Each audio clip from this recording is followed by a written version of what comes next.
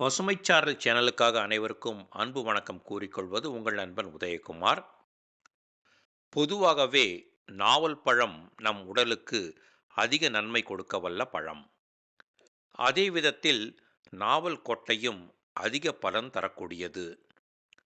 நாவல் பழ விதையை உலர வைத்து பொடி செய்து வைத்துக் கொள்ளவும்.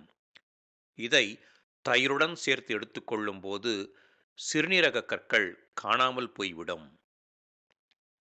நாவல் பழ கொட்டைகளை பொடி செய்து அதை வெந்நீரில் கலந்து குடித்து வந்தாலே கணையம் கட்டுப்பாட்டுக்குள் வரும், சர்க்கரையின் அளவு கட்டுக்குள் வரும், வாய் துர்நாற்றம் அகல, குரலின் இனிமை அதிகரிக்க, ஆஸ்துமா பிரச்சனை குறைய, நாக்கு வாய் தொண்டை புண்களுக்கு மருந்தாக அமைய இந்த மரத்தின் பட்டை பெரிதும் உதவுகின்றன.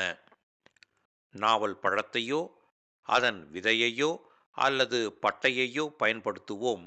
ஆரோக்கியத்தை பேணி பாதுகாப்போம்.